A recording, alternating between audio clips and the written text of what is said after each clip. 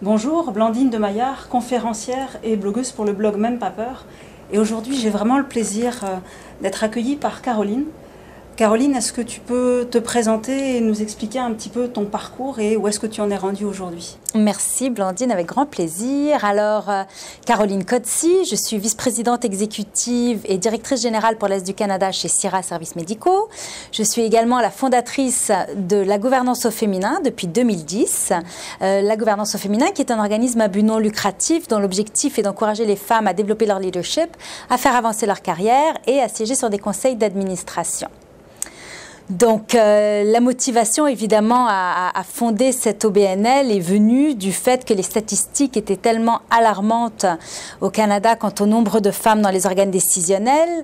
Je me suis sentie interpellée à faire quelque chose et je suis depuis soutenue extraordinairement bien par une très très grosse équipe qui est à non loin d'une 50aine de personnes maintenant qui contribuent sur les différents comités de la gouvernance au féminin. Voilà. Et est-ce que tu peux nous raconter un petit peu ton parcours de vie qui t'a amené jusque-là? Alors, mon parcours de vie, écoute, est assez complexe, probablement par rapport à la plupart des femmes que tu interviews, tout simplement du fait que je suis née dans un pays qui est un petit peu plus compliqué que les autres pays comme le Canada où tout va bien. Je suis née au Liban, je suis née à Beyrouth, quelques années avant la guerre. Donc, j'avais exactement 7 ans quand la guerre a éclaté et 22 quand la guerre s'est terminée. Donc, pendant ces 15 années-là, qui sont quand même des années charnières dans la vie de tout individu, on s'est retrouvés ballottés entre 3 continents, entre la France, le Canada et le Liban. Et pendant cette période-là, sur 15 ans, nous avons fait 8 déménagements internationaux. Donc, j'ai jamais fait plus de 2 ans dans la même école, ce qui fait que quand on me demande souvent comment ça se fait que tu y vas tellement vers les gens et que tu es tellement extraverti, ma foi, je pense qu'un parcours, une enfance et une adolescence teintées de ce genre de circonstances, voilà ce que ça donne. Donc, au-delà de tout ça, à l'âge de 17 ans, je me suis retrouvée seule à Paris pendant que mes parents étaient restés au Liban. Et malheureusement, sans le sou, parce que avec les difficultés que ma famille vivait au Liban, ma famille qui était à la base plus qu'aisée et qui a connu des difficultés avec la guerre, bah, j'ai dû me retrouver à avoir 2 emplois à l'âge de 17 ans pour payer mes études, qui pour moi était essentiel. Il n'était pas question d'abandonner et de faire autre chose. Je voulais absolument terminer mes études et c'est ce que j'ai fait. Et je me suis mariée très jeune, à 21 ans à Paris et à l'âge de 22-23, je suis venue vivre au Canada avec donc mon premier mari. Voilà. Quand je suis arrivée au Canada, j'ai fait des études en ressources humaines suite à mes études en langue à Paris. Et plus tard, j'ai fait des études à McGill d'administrateur de société. Ça, c'est évidemment au moment où j'ai lancé la gouvernance au féminin et où j'ai voulu un petit peu plus m'informer sur le rôle d'administrateur de société. Comme tu as atteint un parcours et une position vraiment élevée dans les sociétés où tu as été, quels sont tes secrets pour avoir réussi?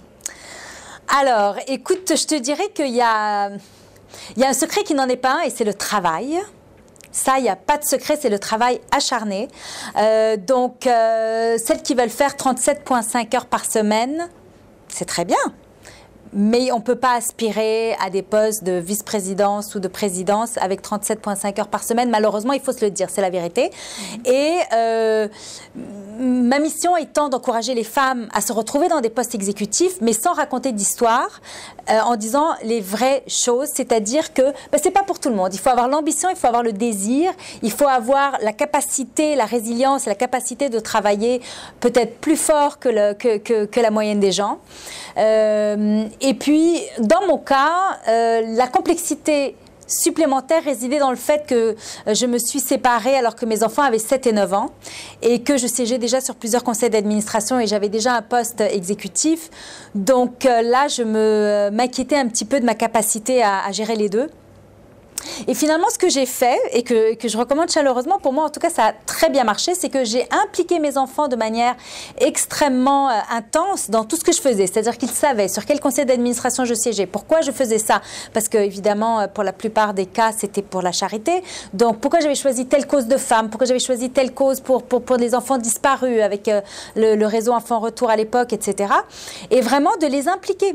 Donc, mes enfants se sont retrouvés eux-mêmes bénévoles à un très jeune âge. Ma fille Élodie, à l'âge de 11 ans, était la plus jeune bénévole chez Enfants Retour. Mais à 11 ans, on est capable de faire un inventaire de petits oursons pour voir combien on en a pour amener dans une foire pour les vendre. On est capable de changer les photos, malheureusement, des enfants disparus pour mettre des photos d'eux un peu plus âgés. Il y a plein de façons. Et puis, son petit frère, Cédric, a embarqué très peu après.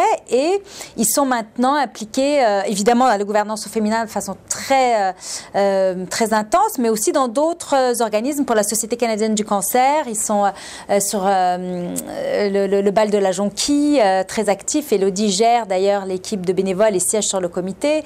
Donc, je dirais que pour moi, ça a bien fonctionné parce que j'ai également un petit peu laissé aller certaines choses que je ne trouvais pas si graves si, par exemple, les enfants devaient se faire un bol de céréales un soir parce que je ne pouvais pas rentrer.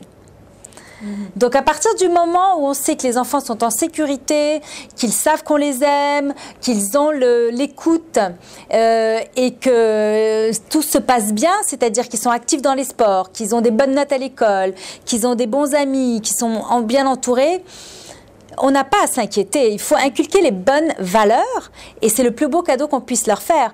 C'est certain que si j'avais vu quelque chose déraper, je me serais recentrée sur eux.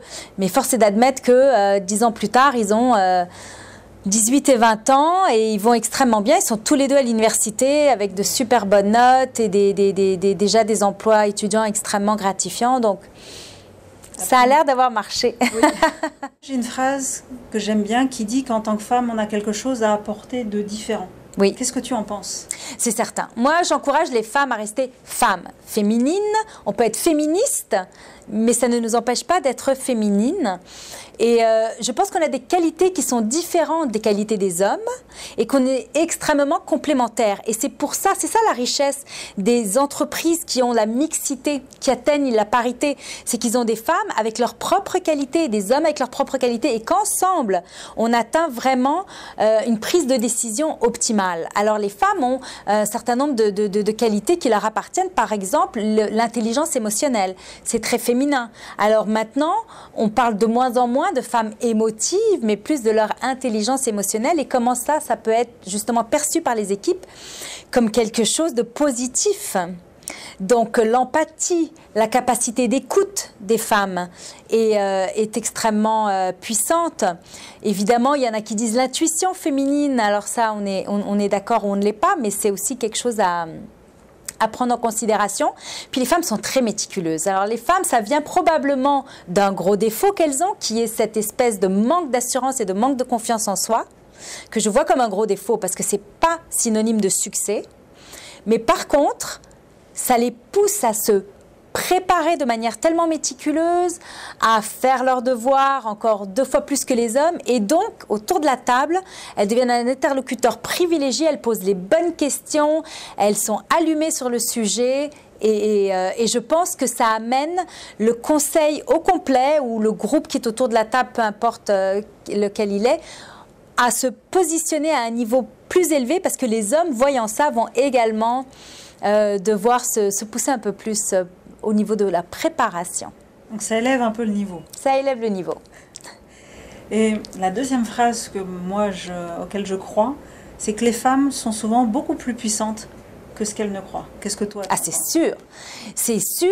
Et justement, cette fameuse modestie féminine et ce manque de confiance ne sont vraiment pas justifiés. Parce que les femmes ont une force, une résilience et un courage extraordinaires, accomplissent des choses incroyables, mais c'est cette espèce d'éducation qu'on a reçue qui nous fait penser qu'on n'est pas aussi bonne, qu'on ne l'est vraiment, qu'on ne peut peut-être pas. Moi, je dis toujours, arrêtez de dire aux petites filles qu'elles peuvent faire ce qu'elles veulent dans la vie, parce qu'elles n'en avaient jamais douté. Alors, pourquoi on arrive avec ces choses d'adultes, ces préjugés, ces idées préconçues? Non, les femmes peuvent énormément. Mais maintenant qu'elles commencent à en prendre conscience, je pense qu'on va avoir de plus en plus de modèles inspirants. Si tu avais un seul message à dire à chaque femme, et chaque homme aussi, pourquoi pas, qui nous regarde. Oui, chaque homme. J'espère qu'il y aura des hommes qui nous regarderont. Ça serait quoi? Alors, ce que je dis, au risque de me répéter pour ceux qui ont entendu d'autres entrevues, mais ce que je dis toujours, qui est clé, c'est vraiment la résilience. C'est la capacité à surmonter les petits bobos quotidiens qui nous arrivent à tous, et même les plus gros bobos qui vont nous arriver parce que la vie est longue, parce que la vie est parfois difficile, parfois surprenante. Et si on ne se relève pas, ou si on prend du temps à se relever, ou si on se relève mal, c'est là qu'on verra toute la différence entre un leader ou une leader qui pourra aller très loin et une personne qui n'a peut-être pas vraiment sa place parmi les leaders, parce que dès qu'une difficulté survient, cette personne-là n'arrive pas à composer avec. Alors je dirais résilience, parce que aussi les gens autour de nous ont besoin de ça. Si chaque fois qu'il nous arrive une petite difficulté, on ramène ça au bureau, ou vice-versa, on ramène ça à la maison, ça devient lourd pour tout le monde. Alors résilience, positivisme et optimisme, comme je l'ai dit toujours, courage, et puis les autres.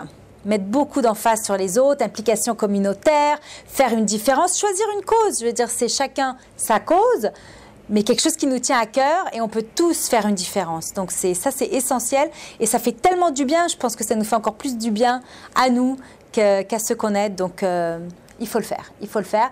Et en plus, je ne parle même pas de tous les avantages que ça apporte à chacun en termes de réseautage, en termes de contact, en termes de rayonnement.